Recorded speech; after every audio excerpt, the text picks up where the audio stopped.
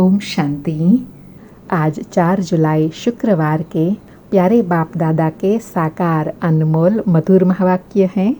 आज ज्ञान सागर बाबा ने निश्चय बुद्धि बनने के लिए कहा कि जब तुम बच्चे महावाक्य सुनते हो व याद में बैठते हो तो अपने को आत्मा निश्चय कर बैठो और यह भी निश्चय रहे कि परमात्मा बाप हमको ज्ञान सुना रहे हैं, पढ़ा रहे हैं।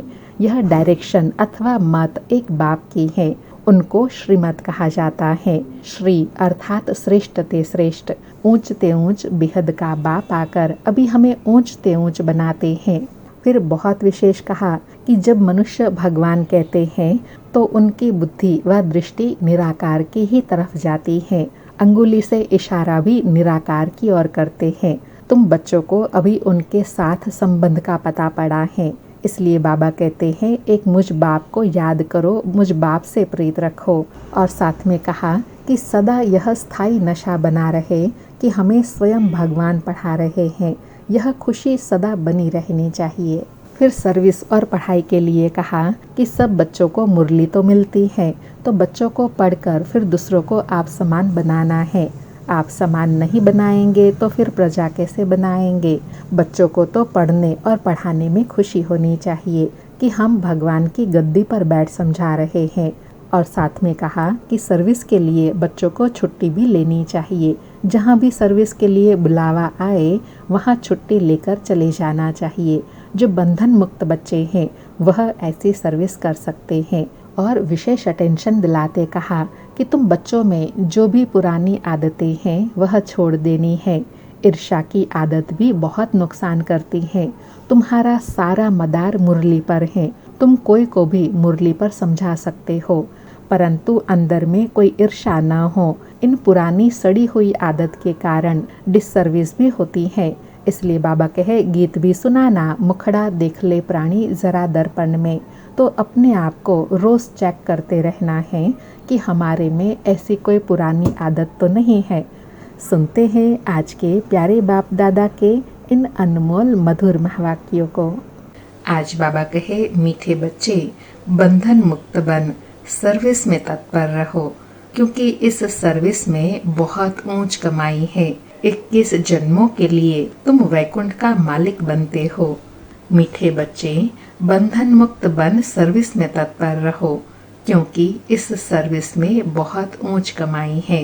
21 जन्मों के लिए तुम वैकुंठ का मालिक बनते हो। आज मुरली से प्रश्न है, हर एक बच्चे को कौन सी आदत डालनी चाहिए। उत्तर में बाबा कहे मुरली की पॉइंट पर समझाने की।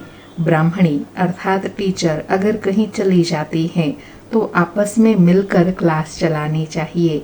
अगर मुरली चलाना नहीं सीखेंगे तो आप समान कैसे बनाएंगे। ब्राह्मणी बिगर मूंझना नहीं चाहिए। पढ़ाई तो सिंपल है, क्लास चलाते रहो, यह भी प्रैक्टिस करनी है। आज मुरली में गीत बजा, मुखड़ा देख ले प्राणी जरा दर्पण में। ओम शांति।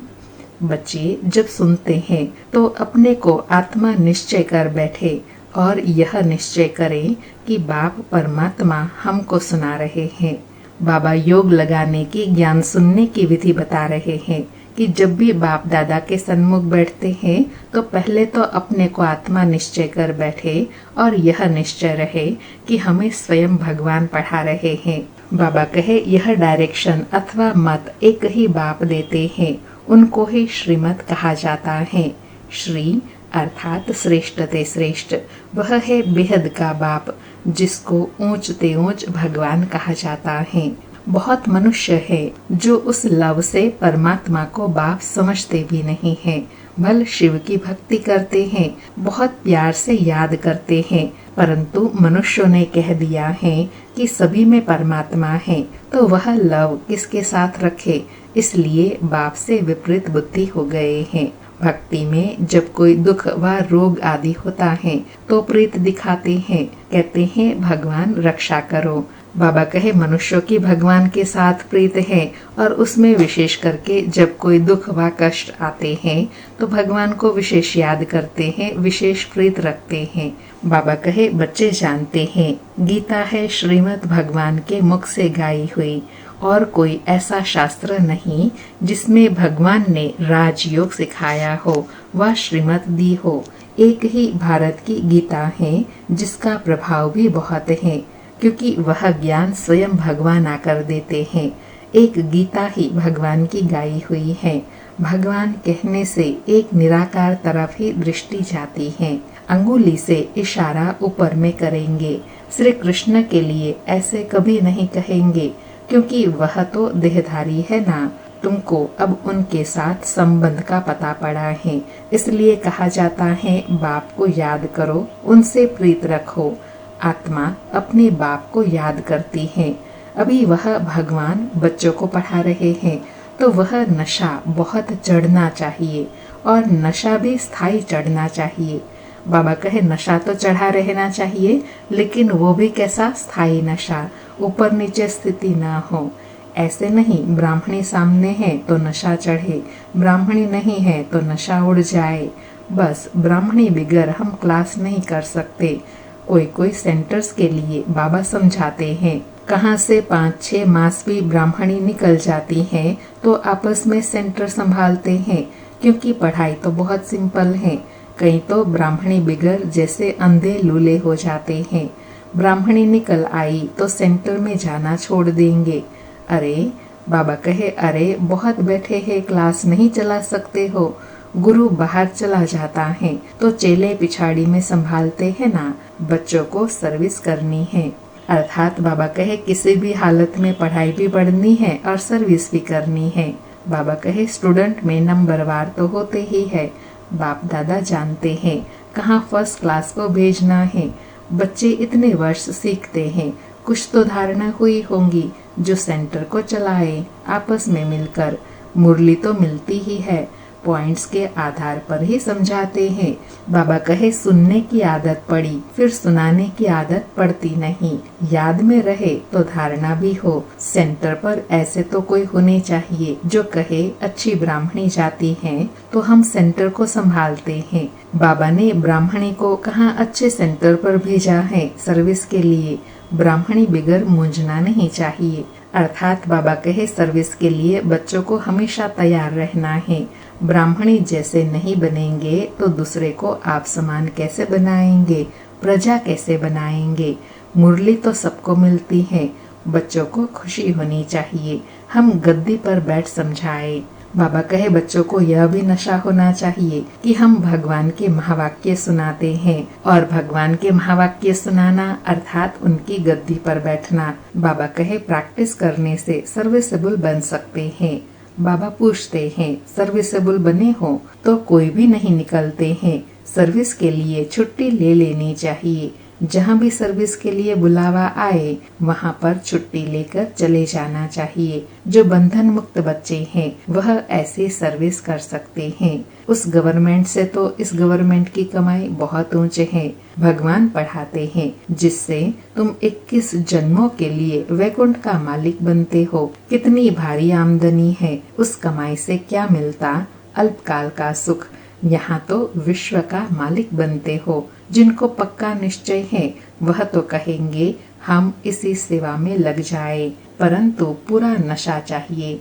बाबा अटेंशन दिला रहे हैं कि बच्चों को देखना चाहिए कि किसमें प्राप्ति ज्यादा है। वह पढ़ाई पढ़ी, वह काम धंधा किया और इस कमाई में लग जाना है, और वह भी पूरा निश्चय और नशे में रहकर पढ़ना भी है और पढ़ाना भी है।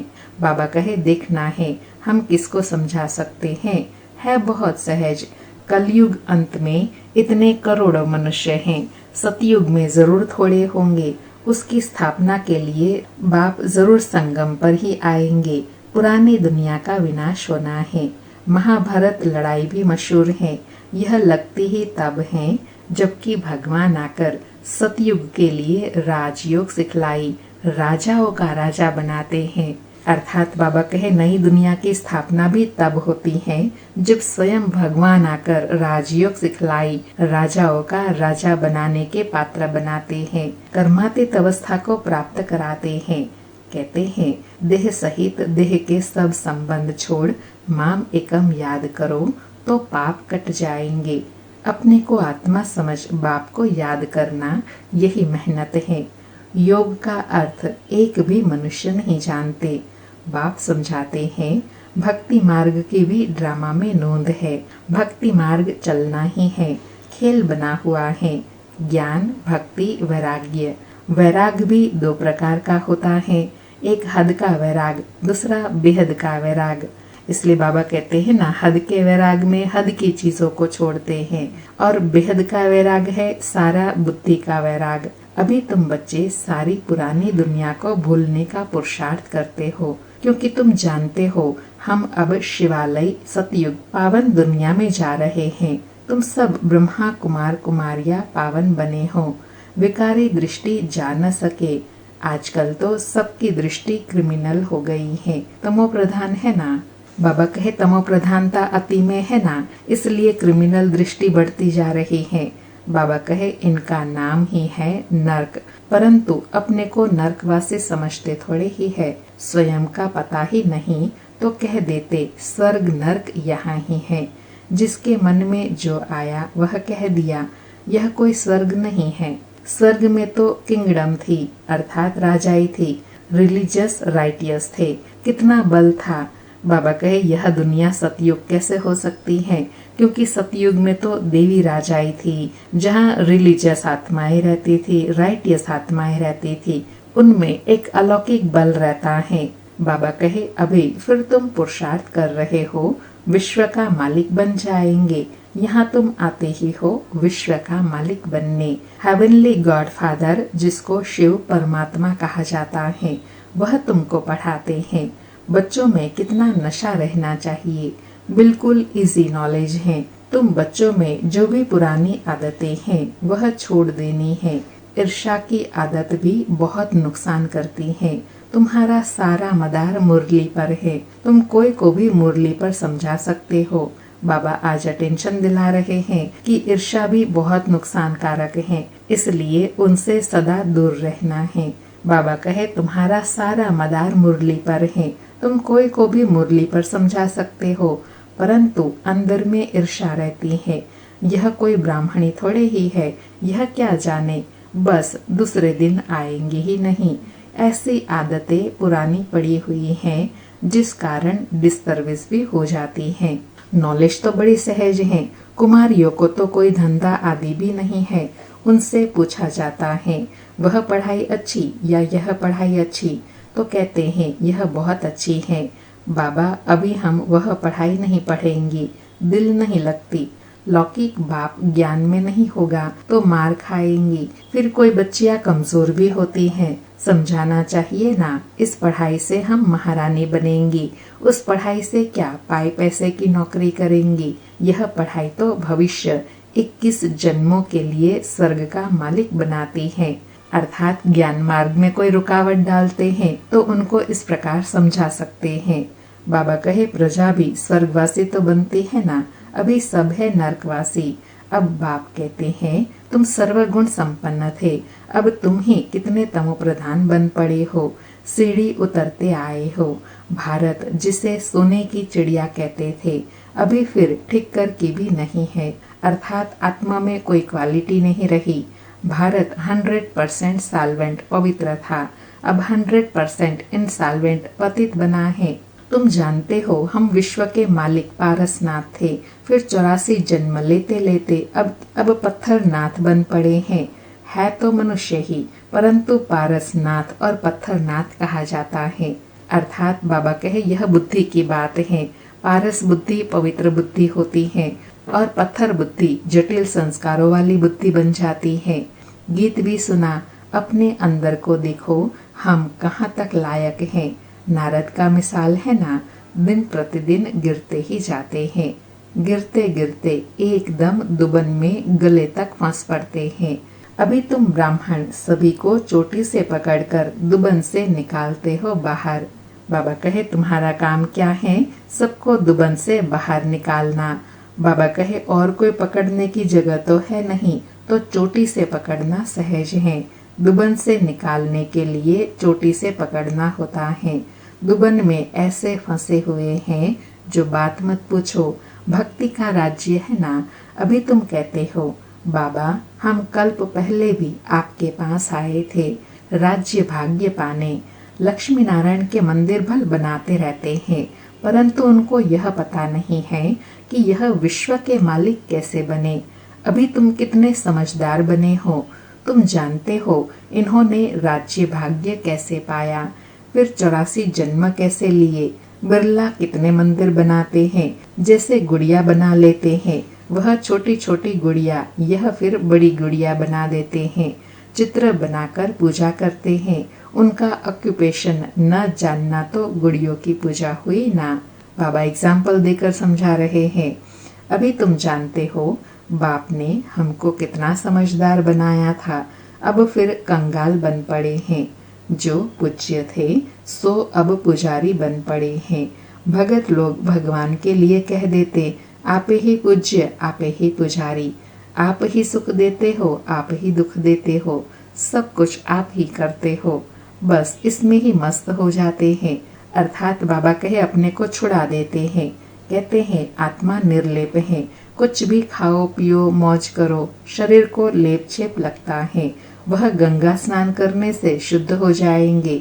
जो चाहिए सो खाओ, क्या क्या फैशन है, बस जिसने जो रिवाज डाला वह चल पड़ता है। अब बाप समझाते हैं विषय सागर से चलो शिवालय में। बाबा कहे अब इन सब से पार चलो शिवालय में। सतयुग को क्षीर सागर कहा जाता है, यह है विषय सागर। तुम जानते हो हम 84 जन्म लेते पतित बने हैं, तब तो पतित पावन बाप को बुलाते हैं। चित्रों पर समझाया जाता है तो मनुष्य सहज समझ जाए। सीढ़ी में पूरा 84 जन्मों का वृतांत है।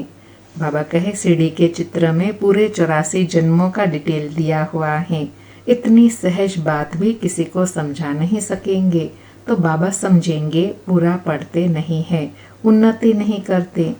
बाबा कहे दूसरों को समझा नहीं सकते हैं तो समझा जाता है खुद पूरा पढ़ते नहीं है, खुद की उन्नति नहीं करते। बाबा कहे तुम ब्राह्मणों का कर्तव्य है भ्रमरी के मिसल कीड़ों को ज्ञान की भूं भूं कर आप समान बनाना, और तुम्हारा पुरुषार्थ है सर्प के मिसल पुरानी खाल छोड़ नई लेना। तुम जानते हो यह पुराना सड़ा हुआ शरीर है, इनको छोड़ना है। यह दुनिया भी पुरानी है, शरीर भी पुराना है, यह छोड़कर अब नई दुनिया में जाना है। तुम्हारी यह पढ़ाई है ही नई दुनिया स्वर्ग के लिए। यह पुरानी दुनिया खलास हो जानी है। सागर की एक ही लहर से सारा डावाडोल हो जाएगा। विनाश तो होना ही है ना। नेचुरल कैलेमिटीज किसी को छोड़ती नहीं है। बाबा कहे परिवर्तन होगा तो यह भी सब नेचुरल कैलेमिटीज निमित्त बनेंगी। अच्छा, मीठे मीठे सिकिलधे बच्चों प्रति माता पिता बाप दादा का याद प्यार और गुड मॉर्निंग। रूहानी बाप की रूहानी बच्चों को नमस्ते। हम रूहानी बच्चों की रूहानी माता पिता बाप दादा को याद प्यार गुड मॉर्निंग और नमस्ते नमस्ते। सारी मुरली से धारणा के लिए सार है। पहला पॉइंट, अंदर जो ईर्ष्या आदि की पुरानी आदतें हैं उसे छोड़ आपस में बहुत प्यार से मिलकर रहना है। ईर्ष्या के कारण पढ़ाई नहीं छोड़नी है। दूसरा पॉइंट, इस पुराने सड़े हुए शरीर का भान छोड़ देना है। भ्रमरी की तरह ज्ञान की भूं भूं कर कीड़ों को आप समान बनाने की सेवा करनी है। इस रूहानी धंधे में लग जाना है। आज प्यारे बाबा का वरदान है, मनसा बंधनों से मुक्त अतीन्द्रिय सुख की अनुभूति करने वाले मुक्तिदाता भव। मनसा बंधनों से मुक्त अतीन्द्रिय सुख की अनुभूति करने वाले मुक्तिदाता भव। स्पष्टीकरण है, अतीन्द्रिय सुख में झूलना यही संगम युगी ब्राह्मणों की विशेषता है, लेकिन मनसा संकल्पों के बंधन आंतरिक खुशी व अतीन्द्रिय सुख का अनुभव करने नहीं देते। व्यर्थ संकल्पों, ईर्ष्या, अलबेलापन व आलस्य के संकल्पों के बंधन में बंधना ही मनसा बंधन है। ऐसी आत्मा अभिमान के वश दूसरों का ही दोष सोचती रहती है। उनकी महसूसता शक्ति समाप्त हो जाती है। इसलिए इस सूक्ष्म बंधन से मुक्त बनो, तब मुक्तिदाता बन सकेंगे। आज बाबा ने मुक्तिदाता बनने के लिए कहा कि स्वयं को मुक्त बनाना है। किससे मुक्त बनाना है? अनेक प्रकार के अभिमान अर्थात व्यर्थ संकल्प, ईर्ष्या व अलबेलापन, आलस्य, इन सब से जब मुक्त होंगे तब आंतरिक सुख की, अतीन्द्रिय सुख की अनुभूति कर सकेंगे। सबको मुक्ति की राह बता सकेंगे। आज का स्लोगन है, ऐसा खुशियों की खान से संपन्न रहो जो आपके पास दुख की लहर भी न आए। ऐसा खुशियों की खान से संपन्न रहो जो आपके पास दुख की लहर भी न आए। आज के अव्यक्त इशारे हैं, संकल्पों की शक्ति जमा कर श्रेष्ठ सेवा के निमित्त बनो। आज जमा करने की विधि बताई कि किसी भी श्रेष्ठ संकल्प रूपी बीज को फलीभूत बनाने का सहज साधन एक ही है। वह है सदा बीज रूप बाप से हर समय सर्व शक्तियों का बल उस बीज में भरते रहना। बीज रूप द्वारा आपके संकल्प रूपी बीज सहज और स्वतः वृद्धि को पाते फलीभूत हो जाएंगे। संकल्प शक्ति जमा हो जाएंगी। बाबा कहे, आपके श्रेष्ठ संकल्प क्या है? बीज हैं। और उस बीज को फलीभूत होने के लिए क्या करना है? बीज रूप बाप को याद करना है, बीज रूप स्थिति बनानी है। अच्छा, ओम शांति। शुक्रिया बाबा, शुक्रिया। आप सभी भाई बहनों के लिए विशेष सूचना है। जो भाई बहनें प्रतिदिन मुरली सुनते हैं व मुरली सार सुनते हैं व इस चैनल पर वीडियो सॉन्ग देखते हैं, उन सभी भाई बहनों को निवेदन है, आप इस व्हाट्सएप नंबर पर व्हाट्सएप करें, मुरली टाइप करके ज़रूर भेजें। 9414092481 9414092481। धन्यवाद।